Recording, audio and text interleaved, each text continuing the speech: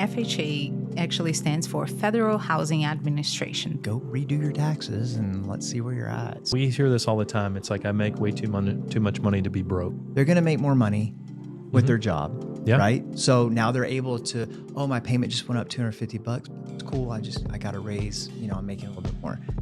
The other thing is it could come down. We don't know. It was wonderful. But yes, Jim Rohn calls it too much month at the end of the money, right? This, you're saying, oh, well, great. You know, I make tons of money as you're illustrating, except for, you know, I've only showed I paid the government that I made like $5,000 last year, but I made like $5 million. He can only qualify you with that you made $5,000. That's correct.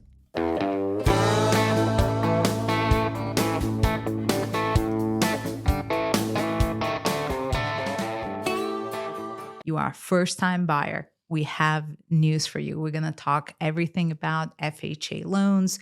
Why should you buy a house now? And what are some of the mortgage types that exist out there to support your journey? So, Chris, you had a really interesting couple of reasons why people buy houses. So why don't you share some of those with us? It is death, divorces, downsizing, diamond, so marriage, new family, and then diapers, so growing families. Yeah. Amazing. Perfect. Which you know a lot about that, Chris.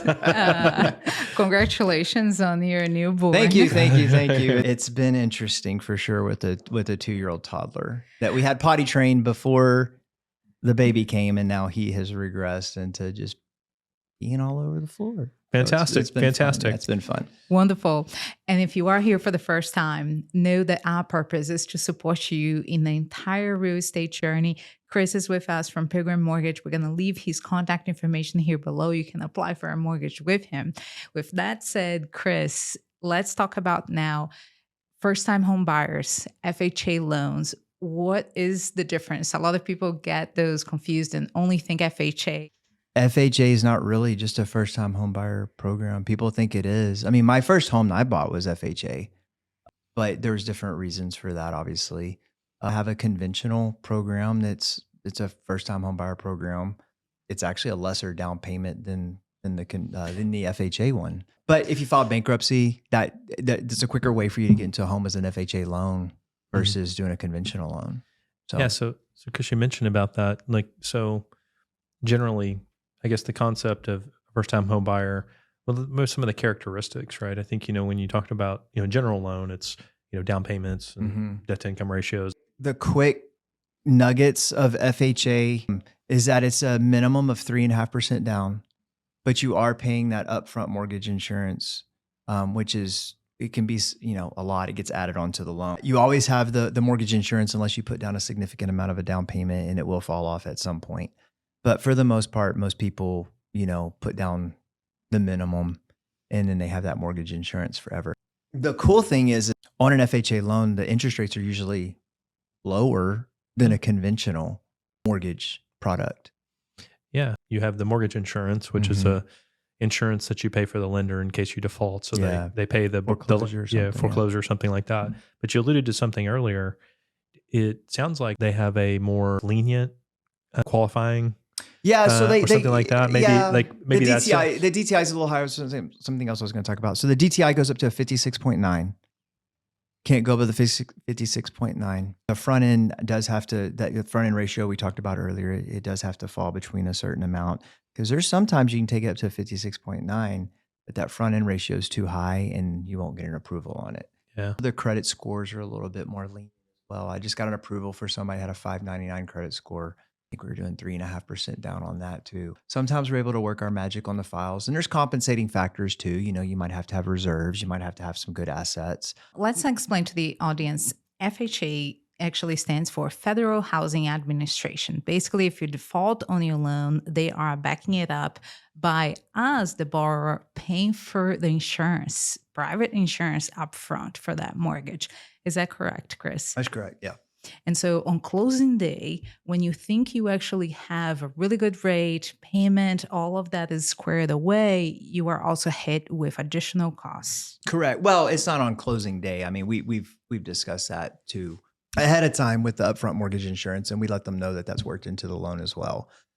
FHA is not a bad loan. I've had realtors before that do high end stuff, and I'll be like, hey, like, you gotta go FHA, and they're like, FHA, and I'm like, it's not that bad of a loan. It's actually a good deal, but we have to work it and see if it makes sense, right? Right, because we're talking on today's rates, people are already scared of payments, right? And then now we're saying, let's go FHA and have more insurance on top of that. In addition to, in that case, they're probably going with a really low down payment.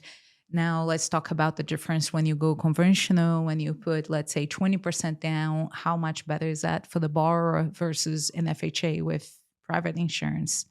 I mean, it's good, but believe it or not, there's some instances where FHA could look better still. Because what if you have somebody that's putting down, I just had this happen last week. They're putting down a significant amount of money, but their credit score is not that great. And so the interest rate's really high, and the interest rate along with the mortgage insurance might look better at FHA. You just don't know.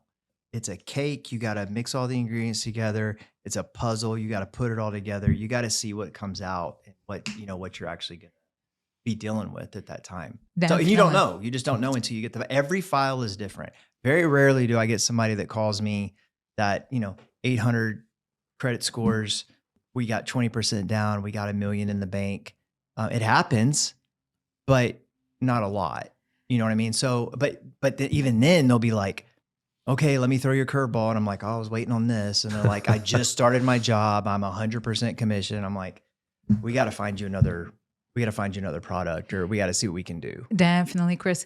And as realtors and loan officers, we both have fiduciary responsibilities, right? So at the end of the day, my job is to make sure that prices that you are acquiring property for are as good as it gets, are really efficient for you financially. And then Chris's job will be to find the best journey for that loan, right? The best product, the best way that you can help someone to really get into home ownership, which is the most exciting part for you. We hope you are enjoying this content. Remember to like, subscribe, share, and help our channel.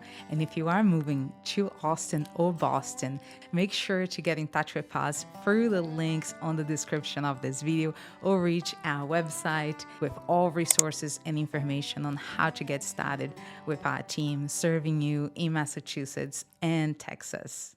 Now, let's talk about the process. I tell people to do their pre-approvals with you, start really looking into the documentation, because it can take some time to gather all of it. So let's share, how does it work? I can get you pre-approved as soon as possible, but it typically, what it depends on is how fast is the we call them borrowers, y'all call them buyers. So it typically depends on how fast that borrower is going to move to get us what we need. So application, okay, what do you do for a job? Are you W-2? Okay, so I need your W-2s, I need your bank statements, I need your paycheck stubs, I need your driver's license. Oh, do you own another house? I need all of that info. As y'all know, yes, I had to get tons of stuff from y'all. I probably am going to need 2 years of tax returns, and oh, you're set up this way. Well, I'm going to need this. I'm going to need that. So it just depends on how intricate. And I'll be honest with you, a lot of my high income earners, they're the most difficult. They really are, because they have so much stuff that they have to get me. I have self-employed people that make $2-3 million a year on taxes, but it's not what their tax returns say when I look at them, right? So it just depends on the scenario, on everything. But yeah, it starts with a conversation, application. Let me see what docs we need. And then we start working. I mean, already when I'm doing this, I'm already trying to think of what program I'm going to use, right? Are we going to go conventional? Are we going to go VA? Are we going to do FHA? What are we going to do? Oh, am I going to need to do a non-QM loan, because they are self-employed and they make a bunch of money, but they don't show it. But guess what? They have a bunch of money and they have a good credit score. Well, I can do a loan for you. No questions asked on your income, but there's some caveats to that, higher rate, all that kind of stuff. Definitely. So, it starts with the conversation, just trying to figure out what it is that we can, like, what box we need to put you in, to be honest with you. And if there's multiple options, we'll give you multiple options. But, most of the time they'll say, like, well, what do you think we should do? A lot of people ask, should we put down 20%? And I'm like, if you want to, but you've got really good credit scores and your DTI is low, your mortgage insurance payment's only $60 a month. So why don't you not put down the extra 40 grand, go invest it or go use that to do something and go buy you a car if you need a car, make improvements to the home, and then just pay $60 a month for your mortgage. It's not the end of the world. Yeah. Just buy the car after you buy the house. Josh, you've said that several times. I'm going to let you know, you could have bought a car anytime you wanted to during our process. This is true, but just making sure I would not have been worried at all. Yeah. No, Chris, but typically don't do that. Yeah. You talked about self-employment, right? And we have a large community here who are self-employed. And so are those loans more difficult? How is it different if they want to do an FHA loan? Yeah. Yeah. So, I mean, every program requires different things, but most of the time I need 2 years tax returns. I'm going to need to see how you're paying yourself. Is it a LLC? Is it an S Corp? Are you taking a W-2? Like that money we can add back in. We just have to see what it is and look at it and figure out what's the best route. I have so many self-employed people that call me and they think that they make a ton of money and they just, and it's because their CPAs want to look good. Like, hey, I saved you all this money. You need to communicate with, big thing. You need to communicate with your CPA and tell them, hey, I want to buy a house in the next couple of years. Yep. Because we'll probably take those average of those tax returns, depending on how long you're doing it for. And that's where we'll come up with your income. And if you're, I had a guy call me in Houston and he worked on cranes and he made a bunch of money, but he was only showing he made $120 a year. And he wanted to buy $1 million home. And I was like, dude, your truck payment's $1,500. Like you can't, no, it's not going to happen. We run into those issues a lot. We have to think outside the box, see if there's something else we can do.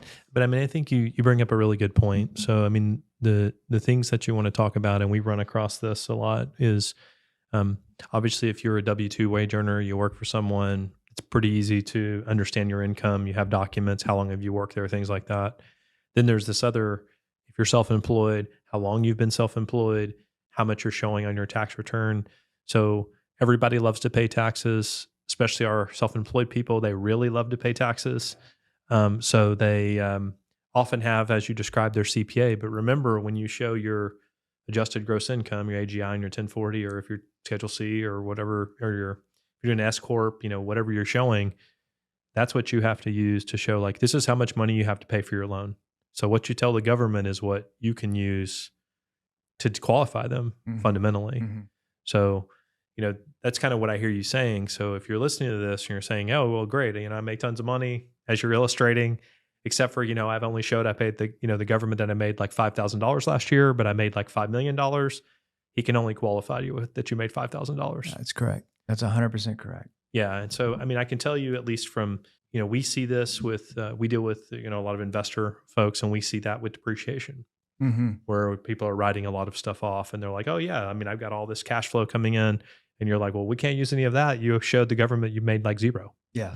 So yeah, those are I mean, it's smart if you're not buying anything, you know what I mean? Like that's what you want to do. And it's a trade-off. It's you don't want to buy anything, then go write everything off and pay hardly anything. What's okay. They, since they saved all the money on taxes, they can pay cash for a house, right? Yeah. That's what I tell people that too. I was like, why don't you just pay cash for that? I've literally told people that, like, why don't you just pay cash for that?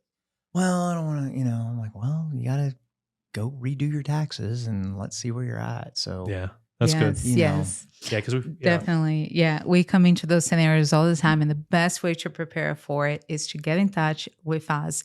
Here are our contact information on the links below, and we'll help you to come up with a plan, to come up with a strategy, to plan ahead, whether you're going to buy a house now in the next 2 months, 6 months, or 2 years from now.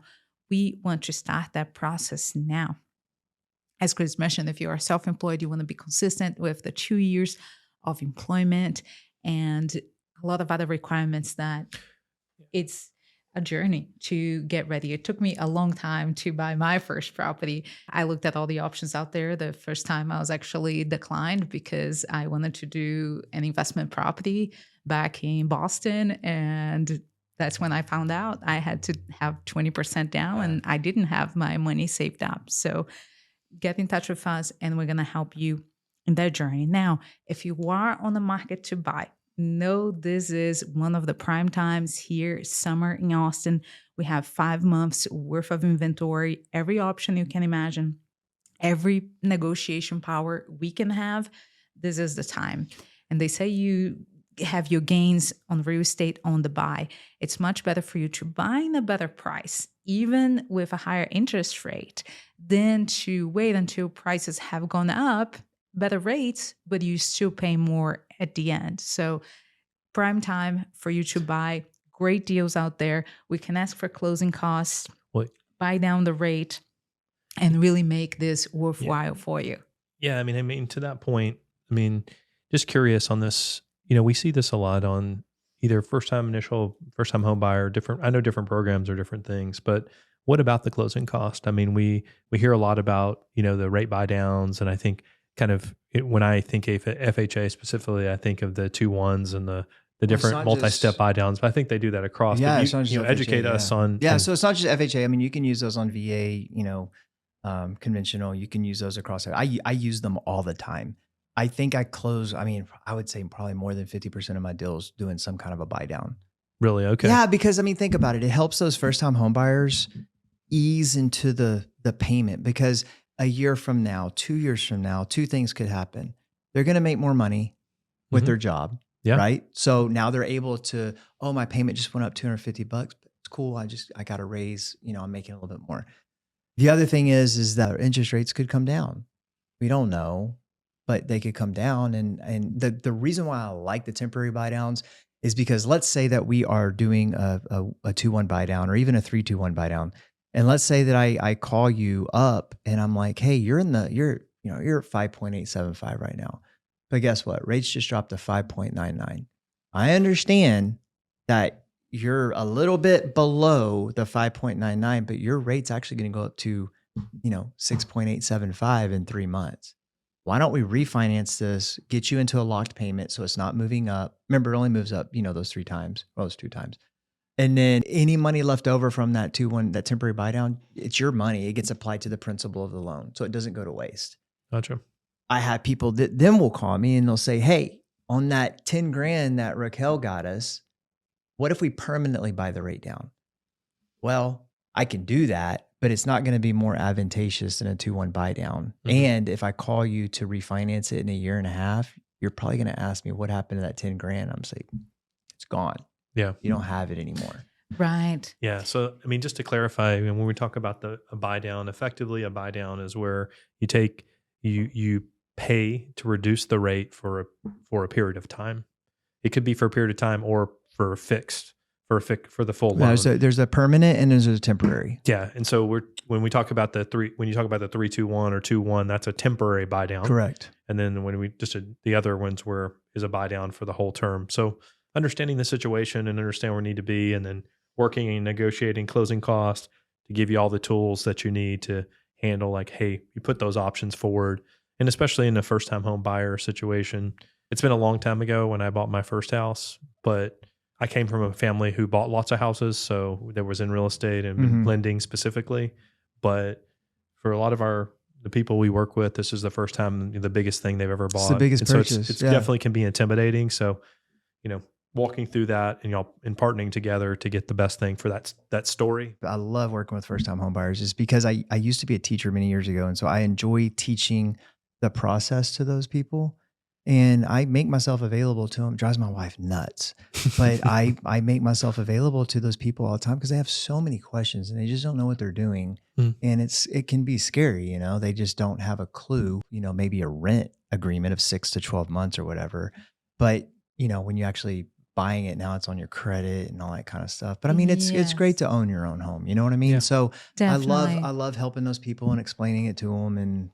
And first time home buyers are great. They're great to work with. Yeah. I've got to ask, in the loan dockets are different they've modified over time. What's the conversation with the first time home buyer when they see the first 10 years of interest on payments? It's not just them. Yeah, it's not just them. It's even the kids. There's always that joke that we always say, don't look at the amortization schedule, because you'll see you're paying back, double what you're paying for the house. So always try to pay the house off quicker if you can. Yeah. Nobody does it, but I'm just like, for the first time person, like, oh, I'm getting a house for $400,000, and like this one says like $850,000. Like, what's going on? All that interest, Yes. all that interest is crazy. Chris, that's what I love about working with you, because you and I will partner for our clients' success. I will come up to you and then say, this is the situation they have applied. Now, Chris, let's work together and find what's the best strategy, what's the best loan, right?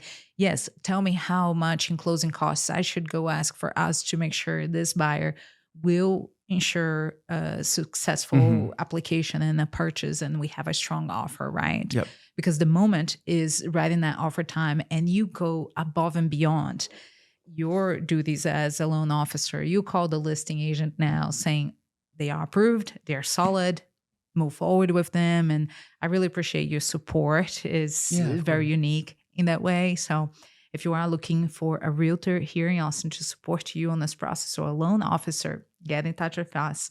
We would love to serve you together. Now, Joshua, I wanted to get into the fact that many people have all kinds of unwanted debt or scenarios financially where they still don't qualify to buy a home. And I know you are a big fan of Dave Ramsey and all the steps you have taken to get us on this financial freedom journey. So talk to us about how can we support people who want to begin that journey and look at their financial scenarios for the first time. First and foremost, the most important thing is have a truthful conversation with yourself. And usually that starts around a budget. And if you start in that place to really assess, there's a lot of terms that people, net worth and all this other stuff that people talk about. But fundamentally, it's, do you even know what you're spending on a daily basis? Is your money running you? You running your money? Like which one it is? And so stepping into that and being like, hey, I have aspirations to own a house. Okay, that's wonderful. Well, where am I at today? So I know, like I have to understand where I'm at today so I can get there tomorrow. Right. So, understanding your current situation, all your debts, all these other things. And then from there, you can start to build a plan to say, hey, I want to buy a house. We know we need 3.5% down or 5% or whatever the number is.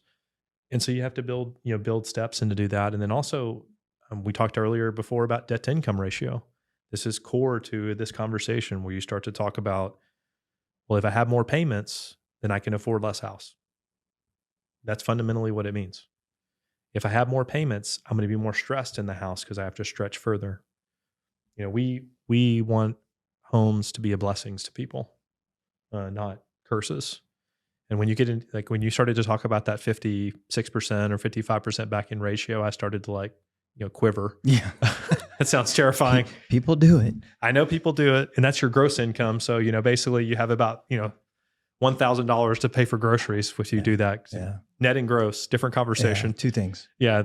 I think gross is because you're throwing up, but that's really what you want to think about. You need a goal. You need to think, this is where I want to be, assess where I am, and then build steps to get you to that place. And then, working with, both of you is key to that. If owning a house is one of your goals, I want to own a property, I think I want to live in this area, or this is where I want to get to. What do you think? And you can say, hey, you need to clean this up. You need to do this. This is what you need to change. And then Raquel can be like, okay, well, when that step's in place, then we can go take you to go find the house. So I think that's really one thing that I had to put you both on the spot on, because it's like, what goes first, the real estate agent or the loan officer? What should go first? Yeah, what goes should lender. The lender should be the first person they speak to. This is what I wanted to. This is Raquel. What do you? Yeah, and then Raquel would be taking me to lunch and like sending me gift cards and yeah. I understand. I'm. It's okay, Raquel. Do you concur with that, or do you think? Well, I would love for that to be the case. Actually, please, Chris, go ahead. Believe me, it's gold when we're able to like give a referral. Yeah, it really is. It's gold for that, because honestly, they really should talk to a lender first, because they have no earthly idea what they're doing. And if they call and tell me, it's like, I just started a job 6 months ago and I'm waiting tables. I'm like, Very difficult. Let's get you on a plan though, but yeah. Yes, actually, it's a good point you mentioned there about perhaps having a second job, right? Waiting on tables is okay if you are going towards your dreams, if you are going towards your goal, right, of home ownership. If you're saving your down payment. Yes. Yeah, and I'm not knocking waiting tables. I've actually done loans for people that wait tables, but like I said, it's, you know, if you just started that, you know, we're not doing anything. Can't do anything. Yes, no, absolutely. And I think all the points we mentioned here, right? Working on your debt to income ratio, because that's something is going to be looked at, your credit score, how to protect that. I remember I had to rebuild my credit score forever.